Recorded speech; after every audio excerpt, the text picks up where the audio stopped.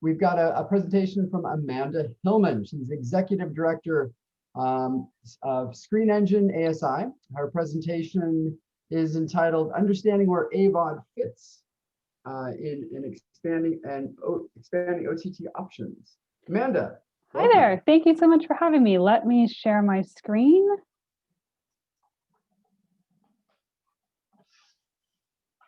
So you should all be able to see my presentation, and can you hear me okay? Everything looks great. Wonderful. Well, thank you so much for having me. I'm really excited to be here today. My name is Amanda Hillman. I'm the Executive Director at Screen Engine ASI on the cross-platform team. And we are going to be talking today about understanding where AVOD fits among an expanding set of OTT options in the home. So just as a quick background of where this data is coming from, this is all from our quarterly entertainment and technology tracking survey. So we field quarterly about 3,000 entertainment consumers per quarter. They all watch at least 3 hours of entertainment content per week. So that could be movies, TV shows, or other videos, including short form and things on YouTube. We developed the survey in partnership with major studios, video game companies, streaming services, and technology companies. And while we have deep dives on all of the different topics listed here, today we're going to be focusing primarily on AVOD, which we're talking about as free ad-based video on demand, and a little bit of SVOD, paid subscription-based video on demand. So jumping into the data, we're seeing a big change in how consumers are watching content and what and where they're watching. And we really think that this has been accentuated by the pandemic. So we've seen a big drop in the amount of hours consumers are spending each week watching live or DVR TV. And we're seeing that it's being replaced by free streaming and AVOD as well as SVOD. And while this trend has started in previous years, we really think the pandemic has picked this up and moved this along faster than we may have expected this time last year. Further, with theaters closing across the country in about March or so, we're really seeing a drop of theatrical incidents kind of over the last 3 quarters, but we're seeing a growth in SVOD and AVOD, which already were very high, as well as digital movie and TV transactions. And I think it's important to also keep in mind during this time the introduction of PVOD, premium video on demand. So this allowed consumers to pay $20 to $25 to rent a movie to watch at home that they normally would have only been able to see in theater. And so during this time, what this means is consumers have more options than they ever have before in ways to access content at home. We love to talk to the consumer in a lot of the research that we do. And one of the things we've been spending a lot of time focusing on is really understanding what people are watching and how they're spending their time during this quarantine period when people are having more time at home to watch content. And through a lot of these discussions, AVOD does keep floating to the top. And we're seeing that generally consumers have been pretty satisfied with the different AVOD channels that they've been trying out. However, we're not clear at this point if or to what extent they're going to continue to use those once the vaccine is rolled out, once cities begin to reopen further, and things go, so to speak, a little bit more back to normal, as we don't hear the same level of excitement people have about these services as they do when they talk about SVOD services like Netflix or Disney Plus. And really, when we ask people what got them to start, trying these channels, it was really because it was free. So the bar to entry is so low that people are willing to just jump on and check it out. And we have yet to see if that's going to continue and they're going to maintain using those going forward into 2021.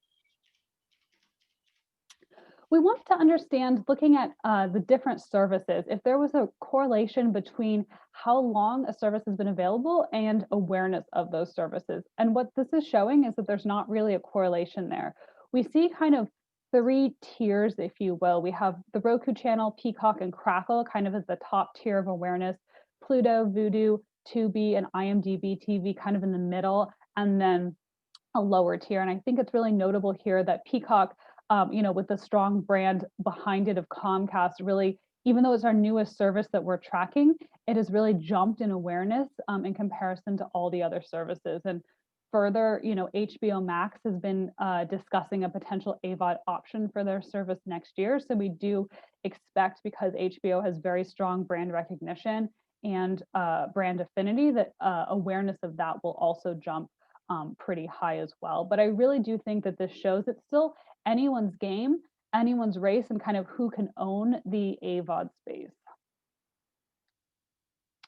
And thinking about how consumers are learning about various AVOD services, it typically is TV ads and word of mouth.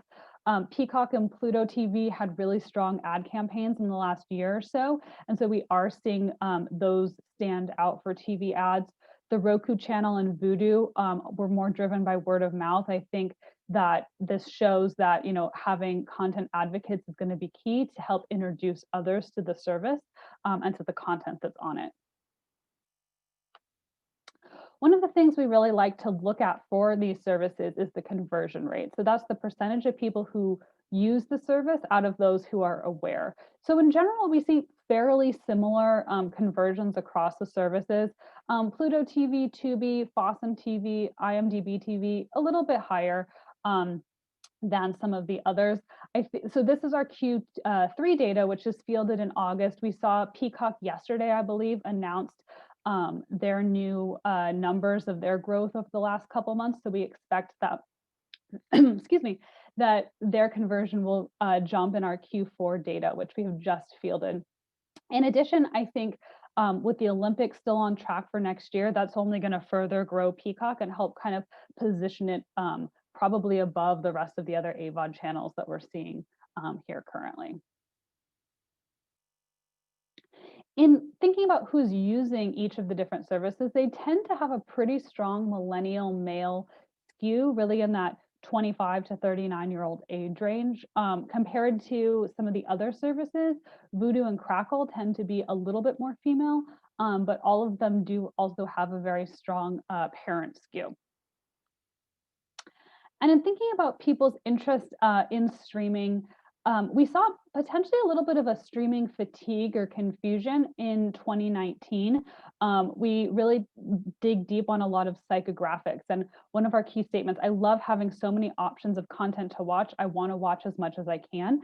Really took actually a surprising dip in Q2 of 2019, though it has rebounded now. And I think it's important to remember that Q2 of 2019, that's when Disney Plus was announced.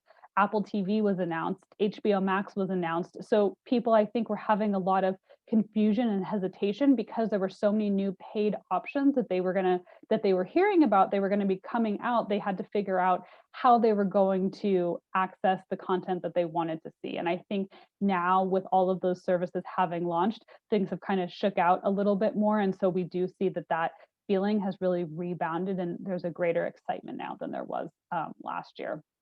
And to this as well, I think AVOD users aren't necessarily seeing AVOD as a replacement for all of the content that they're watching, but it is additive to a lot of the stuff they are watching.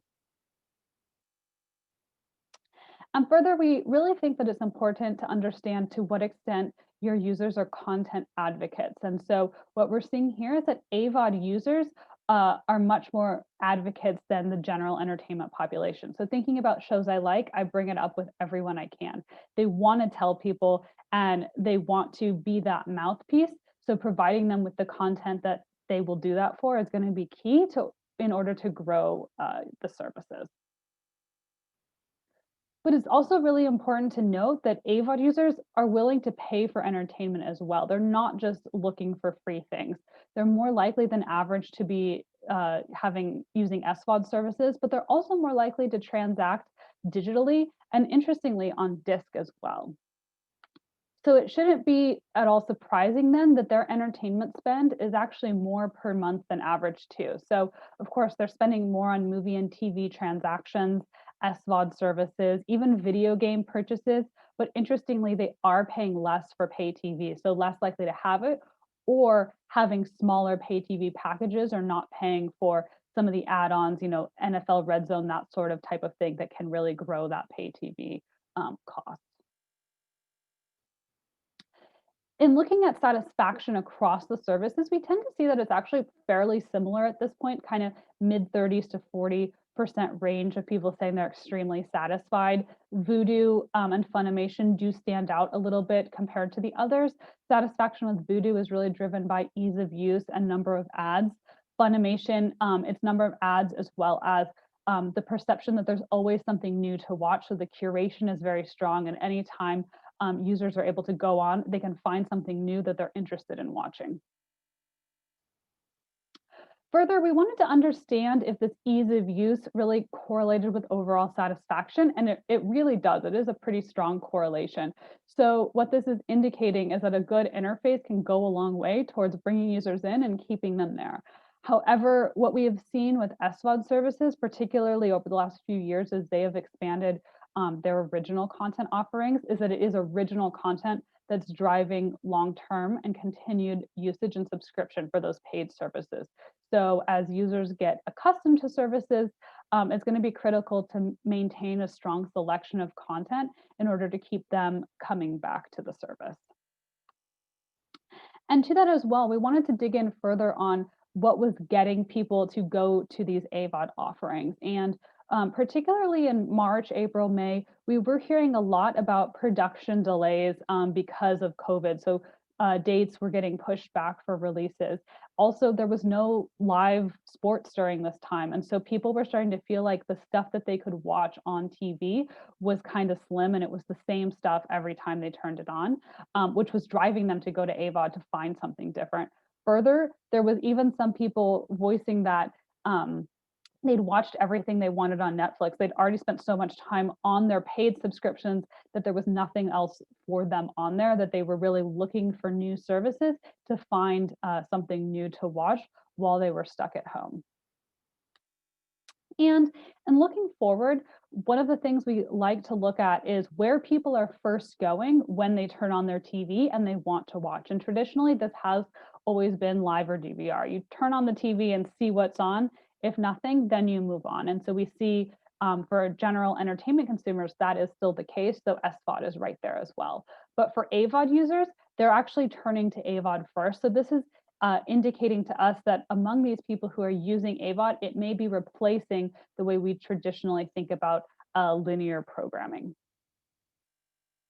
And finally, as Elizabeth was just talking before this, churn is incredibly important to monitor as well. And we do see about 28% of AVOD users have churned on a service, primarily driven by not being interested in the content. So I think similar to what we have seen with SVOD services, the quality of the content is what's going to be critical to maintaining maintaining usage over time and getting consumers to return on a regular basis.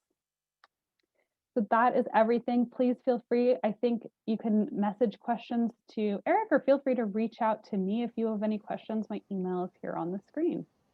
Yeah, thank you very much, Amanda. It's a growing and increasingly complex world that we're in right now, and it's increased in its complexity, and I guess our confusion about what's going to happen next by the COVID situation. Absolutely. And I think, even consumers are confused and not understanding all the time, like which services can I get for free, or which services do I have to pay for, particularly with things like Peacock, where you have the option to do both. And as we were talking about previously of, share of wallet, kind of figuring out what services I want to use, but which are the ones that are going to be worth paying for. And it really throws kind of a curveball into any of the trends that we normally track. This is a different year, and I think consumers are probably feeling the same way as well. It's like, well, this is a different year, so I'm just gonna get out the checkbook and I'll go ahead and watch this or subscribe to this channel, and we'll work it out later because I right now I have nothing else to do anyway. And if you're saving money, you're not going out to dinner and you're not going to concerts or taking vacations. You're spending your money in other places this year for sure, which I think is affecting these as well. Some of that will, there's some folks just forget to stop subscribing. I do that all the time. I've got all kinds of subscriptions. I think that, I'll turn that off later. I'm too busy subscribing to this news service right now. Exactly. All right. Well, thank you so much, Amanda, and everyone. Do reach out. That was a great, albeit maybe too short presentation. Really enjoyed your work, and thank you very much to Thank you so much.